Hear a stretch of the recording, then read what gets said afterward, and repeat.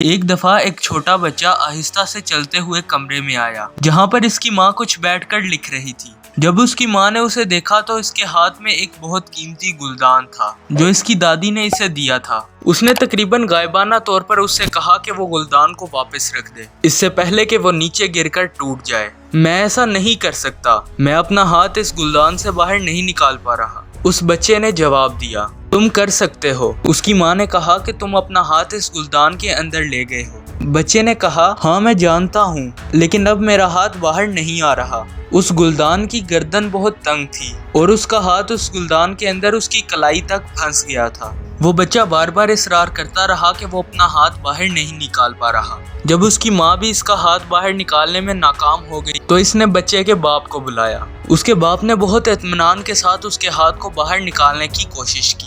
اس نے اس کی کلائی کو کھینچنا شروع کیا۔ اس نے صابن کے پانی سے بھی اس کے ہاتھ کو ڈھیلا کرنے کی کوشش کی، لیکن پھر بھی کچھ نہ ہو سکا۔ اس نے کچن میں جا کر ویجیٹیبل آئل لیا اور اس کی کلائی پر لگایا اور پھر اس کا ہاتھ باہر نکالنے کی کوشش کی، لیکن وہ اس میں بھی ناکام رہا۔ آخرکار بہت کوششوں کے بعد اس کے باپ نے مایوس ہو کر کہا میں ہار مانتا ہوں، اب تو جو بھی تمہارا ہاتھ اس گلدان سے باہر نکالے گا میں اسے 1000 روپیہ دوں گا۔ اوہ کیا سچ میں؟ اس بچے نے اپنے باپ سے پوچھا، اور پھر انہوں نے گلدان کے اندر سے ایک آواز سنی اور فوراً اس کا ہاتھ گلدان سے باہر آ گیا۔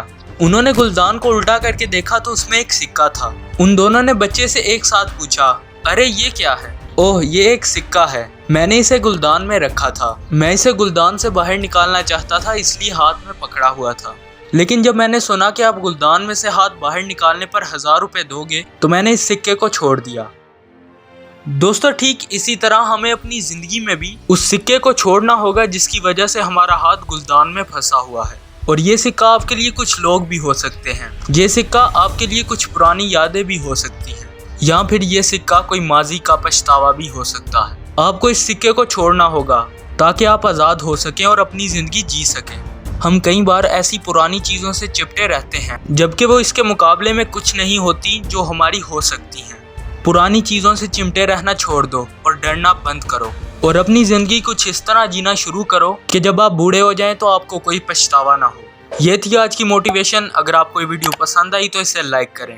میں ملوں گا آپ کو پھر ایسی کسی انفارمیٹیو ویڈیو میں، تب تک کے لیے اللہ حافظ۔